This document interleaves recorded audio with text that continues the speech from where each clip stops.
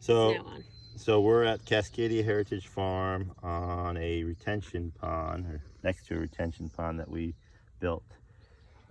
We wanted to capture this water that was kind of flooding parts of the year and try to make it a permanent pond area. So this was all dug out.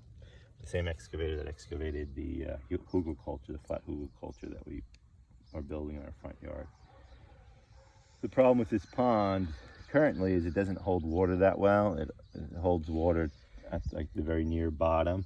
So we have to put a hose in there and fill up. We actually have an area that's flooded outside the pond that we're using a sump pump to get some of that water and put it in this pond. So, but ultimately I think we have to line the whole pond with clay. And it has clay currently, but I think it needs more. And hopefully that'll hold more water. But the thing that's exciting about it though, is that this, we did this last year, I believe, right? Mm-hmm. And almost immediately with this little, a little bit of water spit upon the earth over here. It's a little bit of water. All this life just suddenly sprung from it. We've got all these little water fleas that got in here somehow. There's water beetles that have flown in here. There's also ghost worms that I've seen that are a type of fly larva. And there's tons and tons and tons of amphibian eggs. And there's a pond next door, on the property next door, so I think the frogs have been coming to this area generally for that pond. Now they've expanded into ours. And what's cool about this particular spot that Shuna is videoing it is that it has a multitude of eggs. Right now we're trying to, since our pond is shrinking a little bit, we've been trying to make sure all the eggs are getting in the pond, and I'm going to turn the hose back on. But anyway, what happens when the eggs get above the water line, they start to melt. And this one, you can see, the eggs are so tiny. And I think when they start getting, this is just me guessing, but when they get exposed to the air, they start melting because I believe over time. Is it the eggs that are melting? So the gelatin is melting. Okay.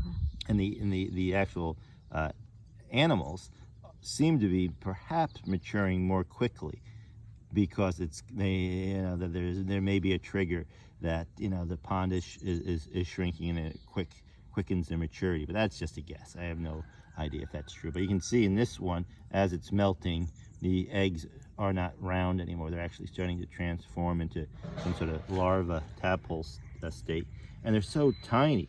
So I think this is some sort of tiny salamander. That's my impression, because we have these other eggs, these really dark ones, which I believe are frog. Someone can, maybe let us know. And then we have these larger ones that have light spots on them, which I believe might be another. I think there might be the northwest giant salamanders or northwest salamanders. But there's an interesting mix of really dark ones, these kind of really bigger ones, these ones that might be the same, but they're slightly smaller. And then you have these really, really tiny ones, like the one over here that we were just looking at are melting, really tiny.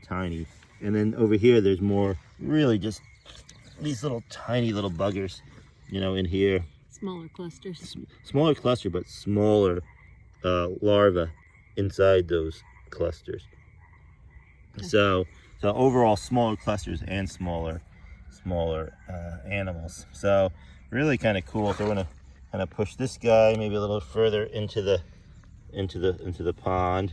Just kind of get them all kind of moving into the pond. I'm gonna add water. This one that's melting, I'm gonna kind of push this guy a little more in the pond. And these things are extremely fragile. We have dropped some, Vigo, my son, and I, and when we drop them, we notice they actually shatter. The little eggs, these little guys, they just, if you drop like a chicken egg, the yolk is broken. It's all just kind of, it appears to kill them.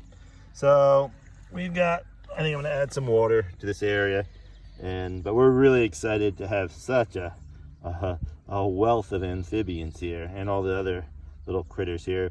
And I'm pleased to see all the water fleas that are in here, because I've noticed last year that the salamanders seem to be omnivorous, carnivorous, cannibalistic. They seem to eat everything, where the tree frogs seem to be more omnivores. They seem to be eating things that I can't see.